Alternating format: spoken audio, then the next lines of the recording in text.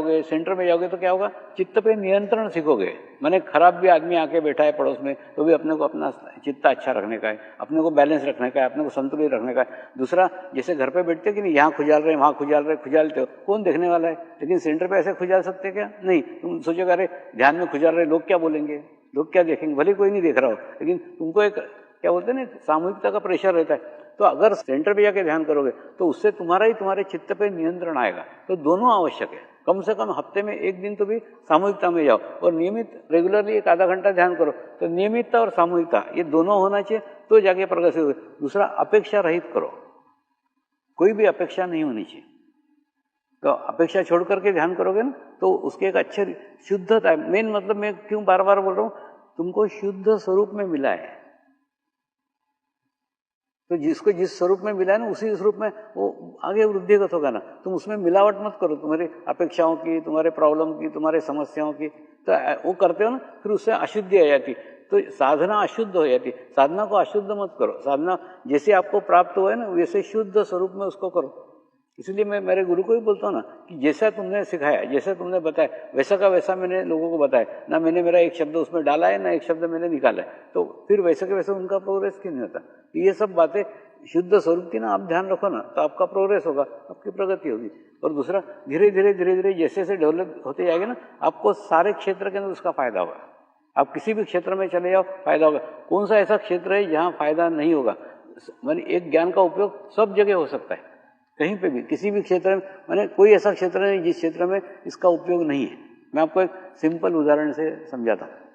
मैंने कैसे कैसे घटनाएं होती है और कैसे कैसे उसका उपयोग हो सकता है, क्या क्या उपयोग हो सकता है वो भी देखो। एक बार क्या हुआ, समुद्र के किनारे मैं और एक हीरे का व्यापारी बैठे हुए थे। तो ऐसे इधर उधर की फालतू बातें चल रही थी, कुछ तो भी बातें चल रही थी। तो बातें करते करते उन्होंने बोला कि हमारे धंधे के अंदर अभी ना एक ऐसा हीरा आया है जो हीरे का वजन बिल्कुल जैसे असली हीरे का वजन है उतना ही वजन है, दिखने को भी वैसी चमक है, सारा माने बिल्कुल जैसा डिक्टो हीरा का हीरा है। तो माने जो पुराने हीरे वाले पहचानने वाले वो भी धोखा खा रहे, वो भी नहीं पहचान पा रहे कि असली हीरा कौन सा, नकली हीरा कौन सा। ऐसे नकली हीरे बाजार में आए और उसकी कीमत और इसकी कीमत में 60% और 100% का अंतर है, इतना अंतर है। तो बड़ा प्रॉब्लम खड़ा हो गया होगा। तो मैं थोड़ी देर बात सुनता रहा, वो अपना बताता रहा। लेकिन मैंने मन में सोचा कि मैंने मेरे को पहचानना खूब आसान है। वो अपने घर पे भी हाथ में हीरा लेके बैठे ना कि स्वामी जी असली हीरा है क्या नकली, तो मैं यहाँ से बता सकता हूँ कि वो असली के नकली। लेकिन मेरे को नहीं बताना था, मेरे को सिर्फ उतना नहीं बताना था कि असली कौन सा नकली हीरा। मेरी इच्छा थी वो व्यापारी खुद सीखे कि असली हीरा कौन सा, नकली हीरा कौन सा। ये बहुत ज़्यादा कठिन है। कोई भी ज्ञान, यानी इस बात को ना जो टीचर्स होंगे, साधक या टीचर साधिका होंगी, वो जरूर देखेंगे। पढ़ना बहुत आसान है, कोई भी चीज पढ़ना बहुत आसान है, पढ़ाना खूब कठिन है। किसी को भी कुछ पढ़ाना खूब कठिन है, खूब मेहनत करना पड़ती है। तो मैं भी उस दिन बैठे बैठे सोच रहा था कि इसको कैसे समझाऊं, कैसे सिखाऊं कि असली हीरा कौन सा, नकली हीरा कौन सा। मैंने वो असली हीरा नकली हीरा पहचानना तो 1 मिनट का काम है, लेकिन उसको सिखाना पड़ेगा ना, तो मेरे नहीं रहते हुए भी वो उसको पहचान सके, ऐसा कुछ आइडिया करना पड़ेगा, ऐसा कुछ रास्ता निकालना पड़ेगा। तो उसके ऊपर खूब मेहनत करना पड़ेगी। फिर उसको एक दिन निश्चित किया गया। मैं बोला ठीक है, तू नकली हीरा और असली हीरा दोनों मंगा के रख, सुबह मैं सुबह तेरे घर आऊंगा और मैं तेरे को बताता हूँ कौन सा असली कौन सा नकली। और दूसरा, हाँ, मेरे को चीटिंग नहीं करने का है, मैंने मेरे को बराबर क्या बोलते हैं ना, मेहनत से पास होने का है। तो तेरे को भी नहीं मालूम होना चाहिए कि असली हीरा कौन सा है, क्योंकि अगर तेरे को मालूम पड़ा ना ये पुड़िया में असली हीरा है, तो तेरे चित्त से मैं वो पुड़िया तक पहुंच जाऊंगा और मैं पहचान जाऊंगा कौन सा असली कौन सा नकली। तो तू 2 हीरे ला, लेकिन तेरे को भी नहीं मालूम होना चाहिए कि असली हीरा कौन सा है, नकली हीरा कौन सा है। तो उसने क्या करा, उसके नौकर के थ्रू 2 पुड़िया लाई, एक असली हीरे की एक नकली हीरे की, दोनों ड्रावर के अंदर रख दिए। और उसके बाद में दूसरे दिन सवेरे में गए, बोले मेरे को ही नहीं मालूम कौन सा असली कौन सा नकली। वो नौकरी ने परवार ला के रखे। उसके बाद में एक पहला वाला हीरा लिया, जैसे ही हीरा हाथ में लिया तो मेरे को खांसी आई।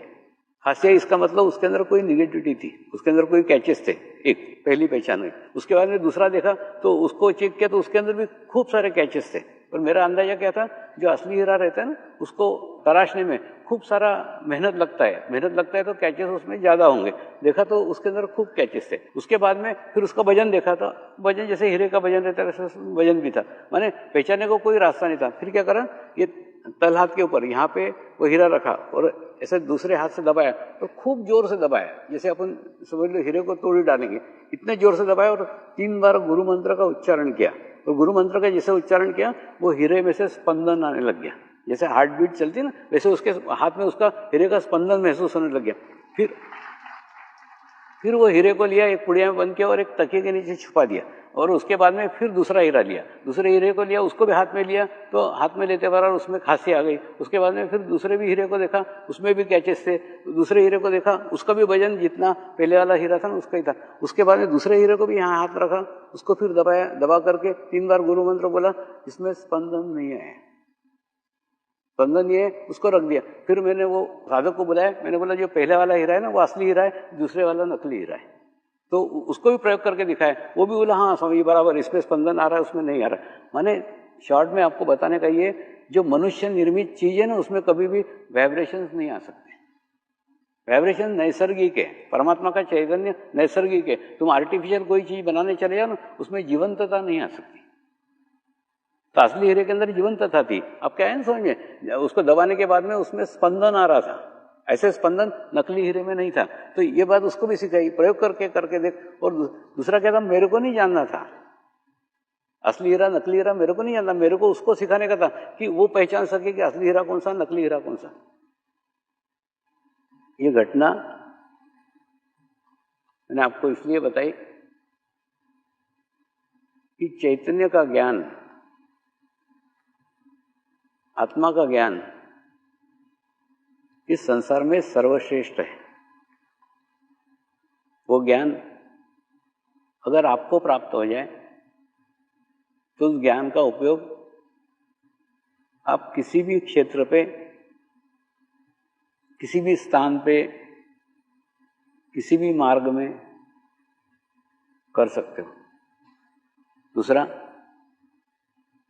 मुझे केवल असली हीरा और नकली हीरे में पहचान नहीं करनी थी। मेरी इच्छा थी कि वो स्वयं मेरे सहायता के बिना असली हीरा और नकली हीरे में पहचान कर सके। बस ऐसा का ऐसा ही। आगे अब जो मैं बताने जा रहा हूं वो मुझे नहीं जानना है, परमात्मा को मुझे नहीं मिलना है, परमात्मा मुझे प्राप्त हो गए, मुझे नहीं प्राप्त करना है, मेरे को आपको प्राप्त कराना है, और आपको आपके अनुसार प्राप्त कराना है, प्रत्येक को प्राप्त कराना है। तो आगे जो रास्ता बता रहा हूं, आगे जो मार्ग बता रहा हूं, इसको थोड़ा ध्यान से सुनो, क्योंकि मैं आपको आपके पैर पे खड़े रखना चाहता हूं। आपको मैं मेरे भरोसे, मेरे ऊपर डिपेंड करके रखना नहीं चाहता। तो जिस प्रकार से उस साधक को स्वयं को आत्मनिर्भर बनाए कि वो असली हीरा पहचान सके, नकली हीरा पहचान सके, उसी प्रकार से मैं आपको भी आत्मनिर्भर बनाना चाहता हूं कि परमात्मा की प्राप्ति आप स्वयं कर सके, मेरे ऊपर निर्भर नहीं रहे, मेरे ऊपर डिपेंड नहीं रहे। एक बीच के समय में मैंने इसके ऊपर खूब कार्य किया है, और खूब कार्य इसलिए मैंने कहा ना, एक समय आ गया है, एक समय आ गया है, तुम्हारा भी समय आ गया है, तुम्हारी भी स्थिति हो गई है, ये स्थिति तुम जान सको, तुम पहचान सको। इसलिए आगे की बात बताने जा रहा हूं। मैं जब एकदम 5 साल का था, तब मेरे को मेरे अंदर से आवाज आती थी कि मैं सामान्य मनुष्य नहीं हूं। एक सामान्य मनुष्य तरीका, पढ़ना, नौकरी करना, शादी करना, बच्चे होना, संसार करना, मर जाना, इसके लिए मैं नहीं जन्मा। ये मेरे जन्म का उद्देश्य नहीं है। मेरा जन्म एक सामूहिकता के साथ सामूहिकता के लिए हुआ है। अब वो सामूहिकता कौन सी थी, सामूहिकता किसके, वो कुछ नहीं मालूम था। लेकिन सामान्य मनुष्य शरीर का जीवन मेरा नहीं है, किसी विशेष जन्म के लिए हुआ है, ऐसा अंदर से बार बार फीलिंग आती थी। और मैं सामान्य मनुष्य नहीं हूं, मैं एक पवित्र आत्मा हूं, मैं एक शुद्ध आत्मा हूं, ऐसी फीलिंग, ऐसा अनुभव भीतर से होता था, अंदर से होता था। और वो अंदर से होने के कारण उस अंदर वाले ने प्रेरित किया एक रास्ते पे, प्रेरित किया एक मार्ग पे, प्रेरित किया एक सोच की तरफ, कि परमात्मा को खोजो, परमात्मा को ढूंढो। और खोजते खोजते अलग अलग स्थानों पे गया, मंदिरों में गया, तीर्थ क्षेत्र पे गया, समाधि स्थल पे गया। दूसरा, जैसे हम किसी मंदिर में जाते हैं, दूसरा ये सभी मंदिरों में नहीं होता, दूसरा नहीं, दोनों के ऊपर डिपेंड है। कैसे बताता हूं, जैसे समझ लो एक गांव है, एक गांव के अंदर एक रामो भील है, उस रामो भील के अंदर एक छोटा सा मंदिर है उसका, हनुमान जी का। माने वो किसी दुनिया को मालूम नहीं, किसी को मालूम नहीं, उतने गांव पुरता ही है, लेकिन वो रामो भील की पूर्ण श्रद्धा है उस हनुमान जी के ऊपर, उस मूर्ति के ऊपर। तो ऑटोमेटिकली वहां जाके उसको अच्छा लगेगा। यानी उसने उसके श्रद्धा से, उसने भाव से, सालों से पूजा करके, मेहनत करके, तपस्या करके उस मूर्ति में वो भाव निर्माण कर दिया है, वहां जाके उसको अच्छा लगता है। ठीक उसी प्रकार से कई प्रसिद्ध मंदिर हैं, जिन मंदिरों में जाकर आम आदमी को अच्छा लगता है, आपको भी अच्छा लगता है, आप भी जाओगे तो आपको अच्छा लगेगा। तो इससे आप क्या समझ सकते हो? इससे ये अर्थ है कि परमात्मा के सानिध्य में, ये सब आज समझ लो, उसके बाद में इसके ऊपर कल प्रश्न पूछे तो भी चलेगा, इसलिए जानबूझ के आज पहले ही दिन ले रहा हूं। परमात्मा के सानिध्य में हमको अच्छा लगता है, ये परमात्मा का सिंपल डेफिनेशन है, परिभाषा है कि उसके सानिध्य में हमको अच्छा लगता है। दूसरा, हम मंदिर में जाते हैं, मूर्ति का दर्शन करते हैं, दर्शन करते बराबर हमको अच्छा लगता है। किसको अच्छा लगता है? आत्मा को अच्छा लगता है। ठीक है, अच्छा। दूसरा, जब दर्शन करते तो कंफर्ट लेवल है क्या शरीर की, कि वहां जाके कोई हार फूल लेके तुम्हारे पास खड़ा है, आपको हार डाल रहा है, आओ आओ आओ, स्वागत है स्वागत है, ऐसा है क्या? किसी मंदिर में ऐसा नहीं रहता है। वो पुजारी आपको धकेलता रहता है, सिक्योरिटी गार्ड खसक खसक खसक खसक भगाते रहते हैं। माने एक क्षण,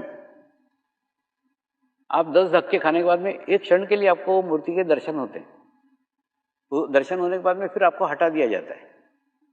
ठीक है, हटा दिया जाता है, इसका मतलब शारीरिक कोई वहां सुख नहीं है।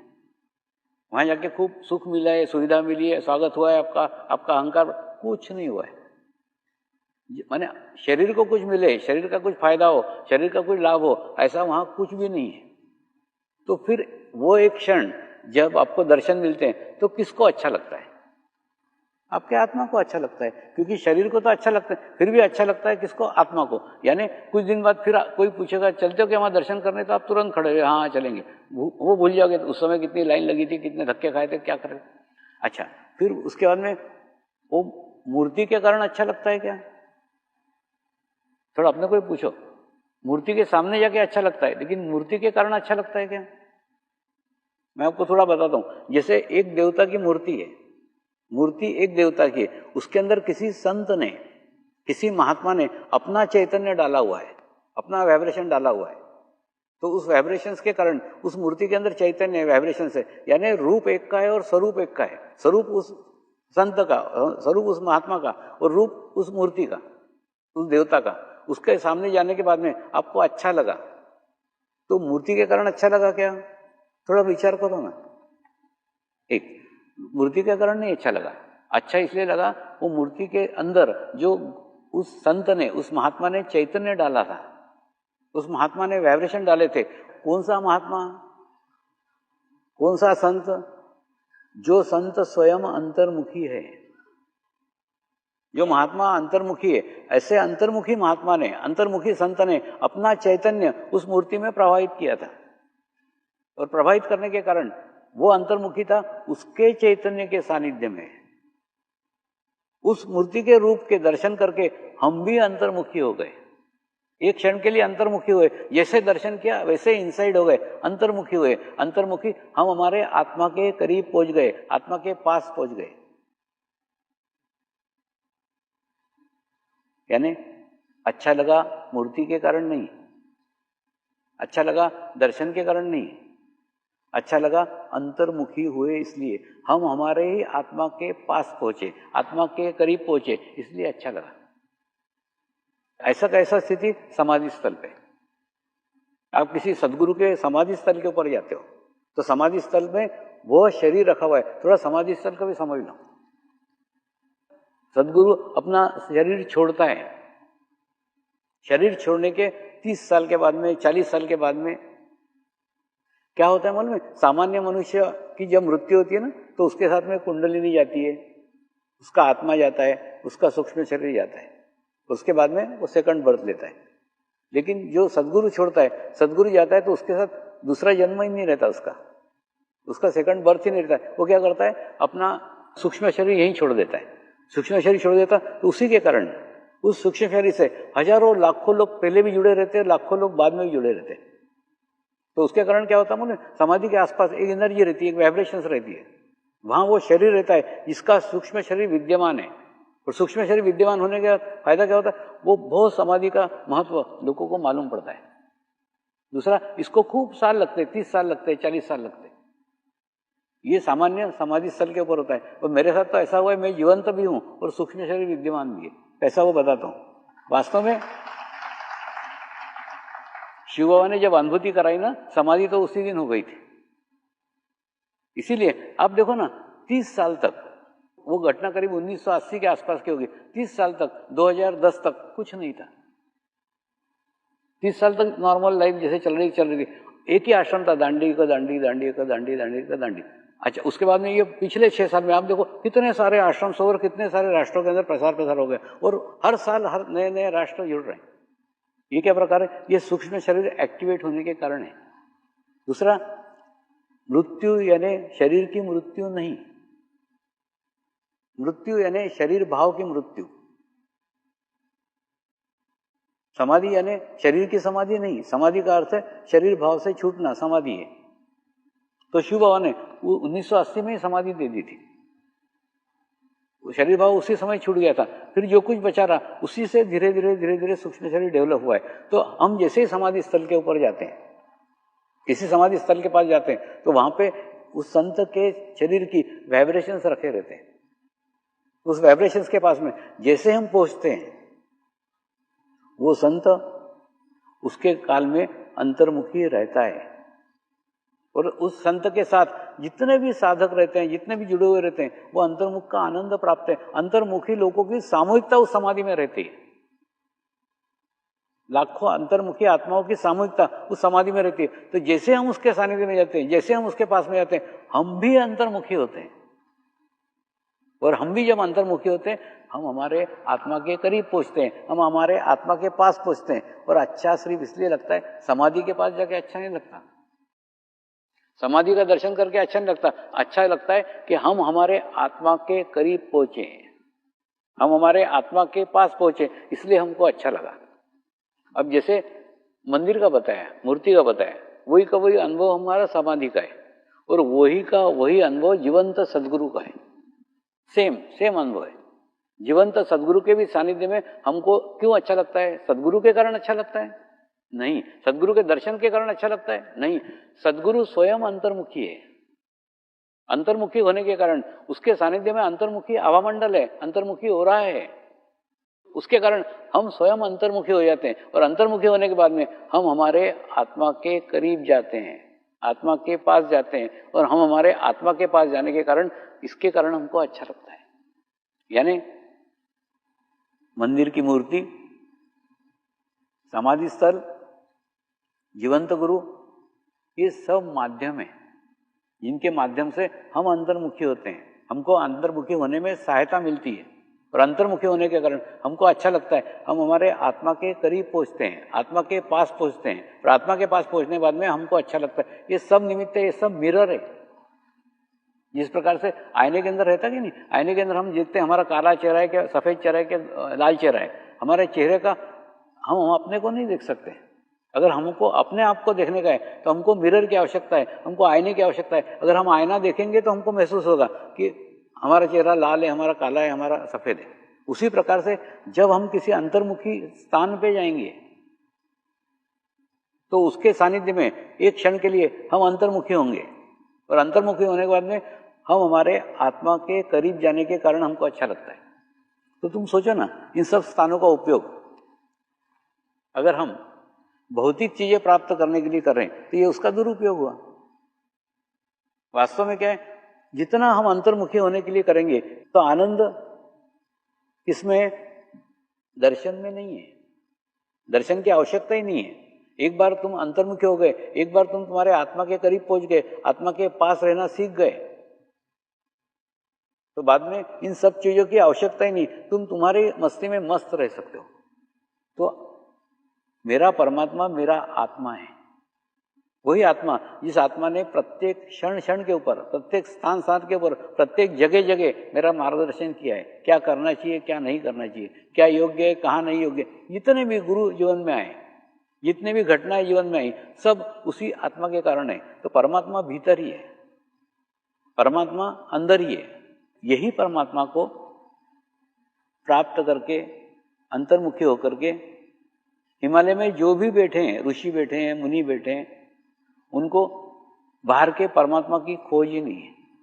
वो कोई मंदिर में नहीं आते, कोई समाधि स्थल पे नहीं आते, किसी गुरु के पास नहीं आते, कुछ नहीं जाते, आवश्यकता ही नहीं है। क्यों? क्योंकि अंदर का परमात्मा मिल गया, अंदर का परमात्मा को प्राप्त हो गया। उसी प्रकार से आप भी अपने जीवन में जब किसी मंदिर में जाओ, उसका उपयोग अंतर्मुखी होने के लिए करो। किसी समाधि स्थल पे जाओ, उसका उपयोग अंतर्मुखी होने के लिए करो। किसी जीवंत सदगुरु के सानिध्य में जाओ, उसका उपयोग अंतर्मुखी होने के लिए करो। इतने अंतर्मुखी हो, एक दिन ऐसा है कि जब आपको इन सब चीजों की आवश्यकता ही नहीं रही। अब अच्छे लगने के ऊपर से बात आई, आप किसी नैसर्गिक स्थान पे जाते हैं, किसी पहाड़ के ऊपर जाते हैं, किसी नदी के पास जाते हैं, किसी समुद्र के पास जाते हैं, तो भी आपको अच्छा लगता है। अच्छा लगता है यानी केवल आपके विचार बंद हो गए, वहां पे निर्विचारता का स्थिति आपको प्राप्त हो गया, एक निर्विचार स्थिति आपको मिल गई। निर्विचार स्थिति मिलने के कारण अच्छा लगा है, यानी वो ध्यान नहीं है, वो वहां पे आप अंतर्मुखी नहीं होते, सिर्फ निर्विचार होते हैं, रिलैक्स होते। तो रिलैक्स होना, निर्विचार होना अलग बात है, मैं उसकी बात नहीं कर रहा हूं, मैं बात कर रहा हूं अंतर्मुखी होने की। तो इन सब स्थानों का उपयोग अपने जीवन में अंतर्मुखी होने के लिए करो। दूसरा, रही बात समर्पण की, रही बात श्रद्धा की, रही बात भावना की, तो जैसे सदगुरु के प्रति तुम्हारा जितना श्रद्धा भाव होगा, सदगुरु के प्रति तुम्हारा जितना समर्पण भाव होगा, उतना तुम तुम्हारा ही मिरर स्वच्छ कर रहे हो, तुम तुम्हारा ही मिरर साफ कर रहे हो। है मिरर, जैसे देखते कि नहीं, हम किसी के यहाँ 100 का बल्ब जलते रहते हैं, लेकिन वो साफ ही नहीं करते, इतना गंदा रखते हैं कि उसके बाद में उसके अंदर लाइट आता है 40 का, माने इलेक्ट्रिसिटी वेस्ट हो रही 100 की, वो बल्ब भी 100 का है, लेकिन उसमें से प्रकाश आ रहा है 40 का। उसी प्रकार से अगर तुम तुम्हारे सदगुरु रूपी आईने को, मिरर को स्वच्छ न रखो, पवित्र न रखो, तो तुम ही अंतर्मुखी कम होंगे। तो तुमको अगर अंतर्मुखी होने का है, भीतर और भीतर और भीतर और भीतर जाने का है, तो उतना ही आईना साफ रखो। जितनी श्रद्धा भाव से करोगे, जितने समर्पण भाव से करोगे, उतना मिरर एकदम साफ होगा, एकदम छोटे से बाल आपको दिखेगा चेहरे का। अगर गंदा मिरर होगा तो आपको आपका मुंह भी ठीक से दिखाई नहीं देगा। तो श्रद्धा भाव, समर्पण भाव, ये आपके मिरर को स्वच्छ करते हैं, आपके मिरर को पवित्र करते हैं। जितना करोगे उतने अच्छे रिजल्ट्स, उतने अच्छे परिणाम आएंगे।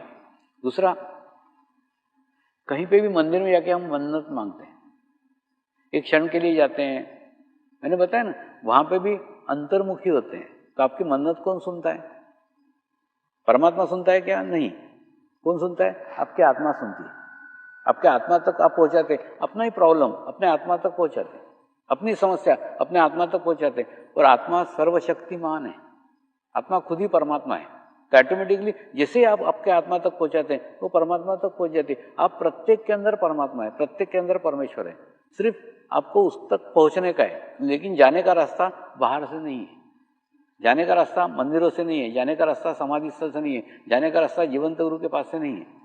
ये सब मिरर है, ये रिफ्लेक्ट करेंगे, अंतर्मुखी करेंगे, जाना आपको ही पड़ेगा। इसीलिए मैं कह रहा था ना कि सदगुरु एक हाईवे है, वो हाईवे कभी भी किसी के घर तक नहीं जाता। हाईवे कितना भी अच्छा हो, कितना भी सुंदर लगे, वहां रुकने नहीं देते, तुरंत पुलिस आएगी, यहाँ रुकना मना है, हाईवे पे रुकते नहीं। और दूसरा, वो हाईवे कभी भी घर तक नहीं जाएगा। घर तक क्यों नहीं जाएगा? क्योंकि हाईवे के पास से एक गली धीरे धीरे धीरे धीरे हमारे घर तक जाती है। बस यही समझ लो कि सदगुरु का सानिध्य हाईवे, जिससे हम जल्दी से पहुंच पाते हैं, अंतर्मुखी हो पाते हैं। लेकिन अंतर्मुखी होने के बाद अपने ही आत्मा तक पहुंचने की गली है, वो हाईवे नहीं है। सदगुरु बाहर छूट जाता है। सदगुरु केवल तुमको भीतर की ओर ले जाता है, और भीतर की ओर ले जाने के बाद में आपको ही आपके सकड़ी गली में से आपके आत्मा तक की यात्रा करने की है। और आत्मा तक की यात्रा करने के बाद आप भी अनुभव करोगे कि आत्मा ही परमात्मा है, परमात्मा आपके भीतर ही विद्यमान है, परमात्मा आपके अंदर ही विद्यमान है। उसको बाहर खोजने की, बाहर ढूंढने की कोई आवश्यकता नहीं है। दूसरा, इस प्रकार की यात्रा करने में, इस प्रकार के मार्ग को चुनने में कोई जाति का, कोई धर्म का, कोई देश का, कोई भाषा का कोई भेदभाव नहीं है। कोई भी व्यक्ति, जो व्यक्ति अपने आत्मा तक पहुंचना चाहता हो, अपने भीतर के परमात्मा तक पहुंचना चाहता हो, कोई भी जिसके अंदर इच्छा है, कोई भी पहुंच सकता है। और उसको पहुंचने के लिए कोई भी अवरोध नहीं है, कोई भी रुकावट नहीं है, कोई भी आड़े नहीं आ सकता है। तुम्हारे और तुम्हारे परमात्मा के बीच कोई नहीं है। केवल है तो एकांत, एकांत, एकांत। ऐसे ही एकांत के साथ हिमालय में ऋषि मुनि अपने ही आत्मा तक पहुंचते हुए वहीं स्थित हो जाते हैं। तो इसलिए उनको बाहर के कर्मकांडों की, बाहर के पूजा की, बाहर के मूर्तियों की, बाहर के मंदिरों की आवश्यकता ही नहीं रहती। ये सब बाबा गाड़ियाँ हैं, तो बाबा गाड़ी लेकर के कुछ दिन चलना ठीक है, लेकिन बाबा गाड़ी के साथ जीवन नहीं व्यतीत होता है। जैसे जैसे हम बड़े होते हैं, वैसे वैसे बाबा गाड़ी छूटते जानी चाहिए। मैं भी आशा करता हूँ कि तुम लोगों की भी सारी बाबा गाड़ियाँ छूट जानी चाहिए। शरीर की बाबा गाड़ियाँ छूट जानी चाहिए, मन की बाबा गाड़ियाँ छूट जानी चाहिए, बुद्धि की बाबा गाड़ियाँ छूट जानी चाहिए। रहना चाहिए तो केवल आप और आप और आप। इसीलिए किसी ने सही कहा है, मुझको कहाँ ढूंढे रे बंदे, मैं तो तेरे ही पास हूँ, तेरे ही पास हूँ, तेरे ही पास हूँ।